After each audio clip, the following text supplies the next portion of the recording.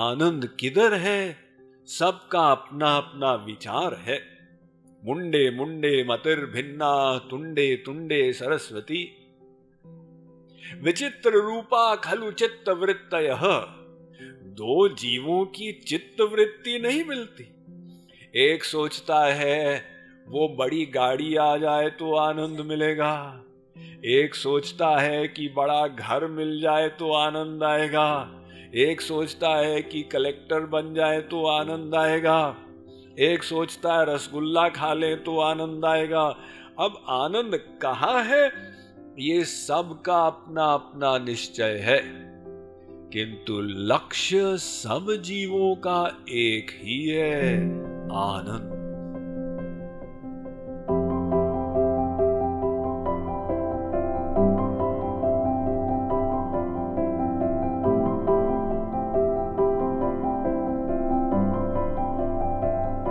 प्रत्येक जीव प्रतिक्षण अनादिकाल से भगवान की खोज में है, किसी अन्य चीज की खोज में नहीं।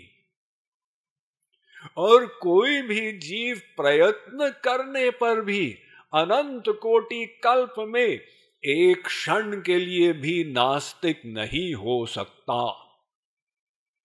ये बड़ा गंभीर वाक्य है, किंतु आप लोग जल्द ही समझ जाएंगे। केवल अपनी समझ को लगाए रखिए। पता लगाएं हम लोग क्या चाहते हैं। विभिन्न कर्म करते, ऑफिस गए, दुकान गए, रसोई बनाई, बच्चों को भोजन कराया, स्नान आदि किया, प्रवचन में आए। हम लोग दो प्रकार के कर्म करते हैं, एक शारीरिक, एक मानसिक, मन से। ये दोनों कार्यों का प्रयोजन क्या है? क्यों करते हैं? एक व्यापारी अपनी दुकान में परिश्रम करता है, सुबह 9 से लेकर रात 8 बजे तक। उससे पूछो, भैया तुमको दुकान में बैठना अच्छा लगता है? नहीं, अच्छा तो नहीं लगता, घर में बैठना चाहते। तो क्यों बैठे हुए हो? मैं चाहता हूं ज्यादा से ज्यादा बिक्री हो। उस व्यापारी ने अपना लक्ष्य बनाया है। अब आप उससे पूछें क्यों ज्यादा बिक्री चाहते हो? वो कहता है ताकि ज्यादा से ज्यादा रुपया मिले। हां, तुम रुपया चाहते हो, तुमने धन उपार्जन को लक्ष्य बनाया। जी साहब। तो अब हम फिर से प्रश्न करने जा रहे हैं, तुम धन क्यों चाहते हो? धन को तो खाओगे नहीं, क्यों इकट्ठा कर रहे हो? अजी साहब, धन से मुझे संसार का सामान मिलेगा। किस प्रकार का सामान चाहते हो? शब्द का, स्पर्श का, रूप का, रस का, गंध का। भगवान ने हमको 5 इंद्रियां दी हैं, ज्ञानेंद्रियां।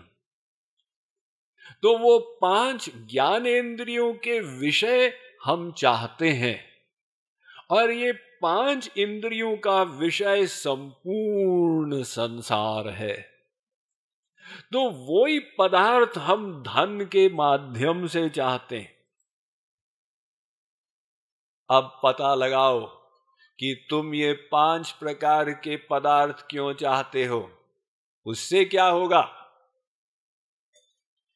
क्यों चाहता हूं?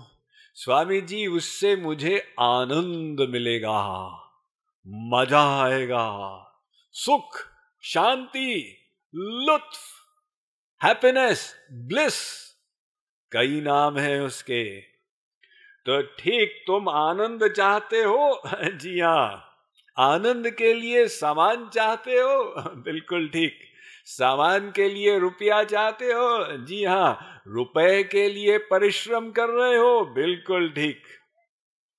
अब इस श्रृंखला से आप किसी से जाकर प्रश्न कीजिए, चाहे उड़ीसा में, चाहे भारत के किसी प्रांत में, चाहे विश्व के किसी राष्ट्र में, व्यक्ति से पूछे तुम क्या चाहते हो, वो जो भी बोले आप पुनः प्रश्न करें ये क्यों चाहते हो, पुनः वो जो उत्तर दे फिर से प्रश्न करें ये क्यों चाहते हो। ये जो श्रृंखला आप चालू करेंगे ये कहां अंत होगी? आनंद के लिए। अंत में हम सब लोग आनंद चाहते हैं, और जिसने जो जो उत्तर दिए वो इस एक आनंद के अंतर्गत आ गए। अब ये बात अलग है कि आनंद किधर है, सबका अपना अपना विचार है। मुंडे मुंडे मतिर्भिन्ना तुंडे तुंडे सरस्वती, विचित्र रूपा खलु चित्त वृत्तयः। दो जीवों की चित्त वृत्ति नहीं मिलती। एक सोचता है वो बड़ी गाड़ी आ जाए तो आनंद मिलेगा, एक सोचता है कि बड़ा घर मिल जाए तो आनंद आएगा, एक सोचता है कि कलेक्टर बन जाए तो आनंद आएगा, एक सोचता है रसगुल्ला खा ले तो आनंद आएगा। अब आनंद कहाँ है ये सबका अपना अपना निश्चय है, किंतु लक्ष्य सब जीवों का एक ही है, आनंद। यदि वेद व्यास यहां पर आ जाए, 18 पुराणों के रचयिता, और कहे ए जीवो तुमको क्या चाहिए, एक कागज पर लिख कर दे दो। सब ने अपना अपना लिखा, बेटे की शादी हो जाए, बेटी का स्वास्थ्य ठीक हो जाए, नौकरी लग जाए, सब ने अपनी अपनी पर्ची वेद व्यास को दे दी। मेरी राय में वेद व्यास को पढ़ने की आवश्यकता नहीं होगी। वो कहेंगे मैं जानता हूं तुम सब लोग क्या चाहते हो। सर्वेषामपि भूतानां नृपस्वात्मैव वल्लभः इतरे पत्यवित्ताद्यास्तद्वल्लभतयैव हि। तुम सब आनंद ही चाहते हो।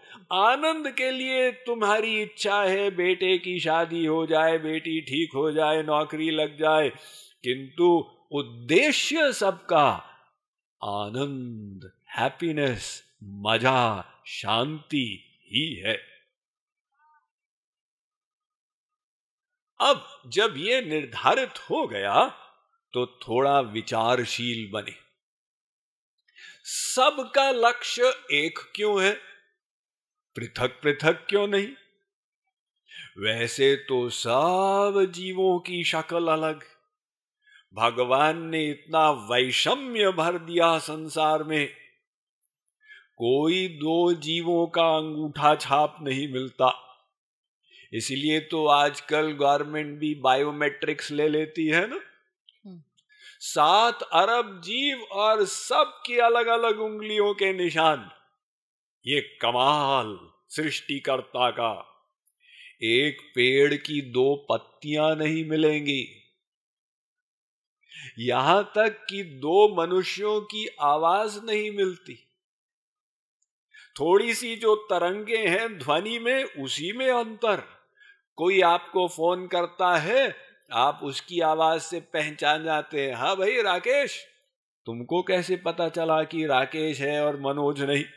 ये वीडियो कॉल हो रही है? नहीं नहीं, आवाज से पहचान लिए। सबके शरीर की सुगंधी भी अलग है। आप नहीं जानते, कुत्ता जान लेता है।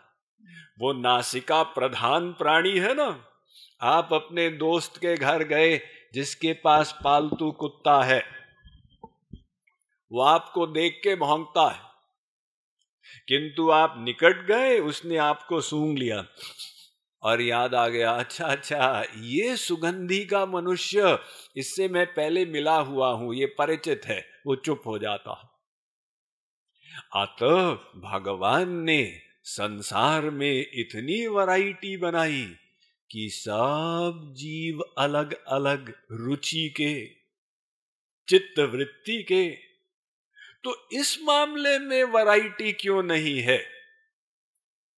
एक व्यक्ति आनंद ही चाहे, एक मात्र दुख चाहे, एक दोनों का 50-50 मिक्सचर चाहे, एक 90-10, एक 10-90, यहां पर ऐसा क्यों कि सब जीव आनंद ही चाहते हैं? और सोचिए, क्या किसी ने हमको सिखाया कि तुम आनंद चाहना? ऐसा न हो कि तुम दुख चाहने लग जाओ। जैसे हमको तमाम उपदेश मिले बचपन से लेके आज तक, माता पिता से, बड़ों से, गुरु से, देखो बेटा सच बोलना, देखो बच्चे झूठ नहीं बोलते हैं, चोरी नहीं करते हैं, हमको सिखाया गया। तो क्या ये भी शिक्षा किसी ने दी कि देखो बेटा तुम आनंद प्राप्ति को उद्देश्य बनाना, ऐसा न हो कि दुख निवृत्ति, दुख प्राप्ति तुम्हारा उद्देश्य बन जाए? ऐसा उपदेश भी किसी ने नहीं दिया। अर्थात बिना किसी के सिखाए पढ़ाए हमारे अंदर आनंद की इच्छा जागृत हो गई। हम लोग संसार में जो विपरीत कार्य करते हैं ये भी आनंद के लिए करते हैं। कभी उठते हैं, कभी बैठते हैं, कभी खाते हैं, कभी उपवास करते हैं, ये विपरीत कार्य है ना, ये भी आनंद के लिए। जैसे अभी आप लोग बैठे हुए हैं, आपको आनंद मिल रहा है? अरे एक्टिंग में बोल दो जी स्वामी जी मिल रहा। किंतु यदि मैं 4 घंटे बोलता जाऊं, क्या आप लोग बैठे रहेंगे? अरे उठना पड़ रहा है। क्या हो गया? आप तो बैठे थे आनंद के लिए। नहीं, बैठे बैठे अब बोर हो गए, अब उठने में आनंद मिल रहा। देखिए, एक कार्य करते करते आनंद समाप्त हुआ, अब उसका उल्टा करने लग गए, किंतु लक्ष्य आनंद ही रहा। बैठे थे आनंद के लिए, अब खड़े हो गए आनंद के लिए। अच्छा, आप रात को जाके सोते हैं घर में जी साहब, तो सोने में मजा मिलता है, बहुत मजा आता। हमारा वेद कहता है कि इस माया के संसार का सबसे बड़ा सुख गहरी नींद का है, स्वप्न अवस्था का नहीं। स्वप्न अवस्था में तो वही मार धाड़ चलता है जो जागृत अवस्था में है, किंतु जब आप गहरी नींद में चले जाते हैं, कुछ अनुभव नहीं करते, फिर जब आप जागते हैं तो आप कहते हैं सुखमहम स्वाप्सम, मैं बड़े सुख से सोया, न किंचिदहम वेदिशम, कुछ अनुभव में नहीं आया। तो ये आप जो गहरी नींद में सोए, ये माया के संसार का सबसे बड़ा सुख, भगवान का सुख नहीं है, लेकिन दुख की निवृत्ति हो गई। तो ठीक है, अगर सोने में सुख मिलता है, आप अपने ऑफिस से छुट्टी ले लीजिए और घर में बस सोते रहिए। हम आपको अपनी सैलरी की व्यवस्था करा देंगे, आप बस विश्राम कीजिए। 10 घंटे उठ जाओ, सोते जाओ। 12 घंटे उठ जाओ, खबरदार सोते जाओ। 16 घंटे उठना पड़ेगा। अरे तुम तो कह रहे थे सोने में आनंद है।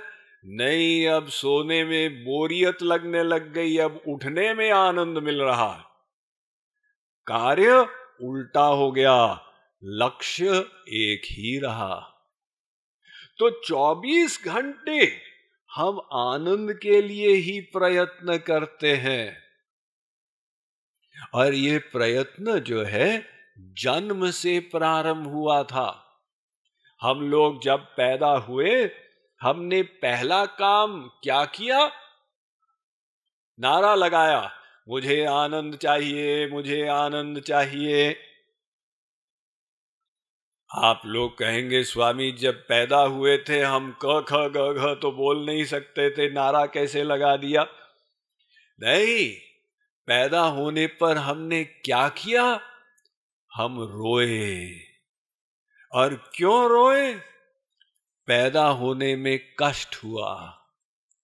रोकर हमने व्यक्त किया, मैं कष्ट के लिए संसार में नहीं आया, मैं तो आनंद के लिए आया था, मुझे आनंद दो। तब से लेके आज तक निरंतर तैल धारावत विच्छिन्न हम सब आनंद के लिए प्रयत्नशील हैं। तो ये जो हमारा आनंद का प्रयत्न चल रहा है, ये क्यों हो रहा है, इसका कारण पता लगाएं। यदि समझ में आ जाएगा, आप ऑटोमेटिक भगवान की तरफ चलने लग जाएंगे।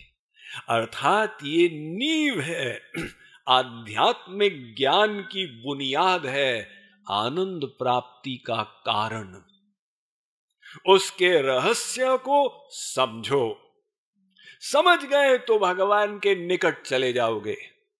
और ये अगर पता चल गया भगवान कौन है, तो ऑटोमेटिक समझ में आ जाएगा कि आनंद क्यों चाहिए।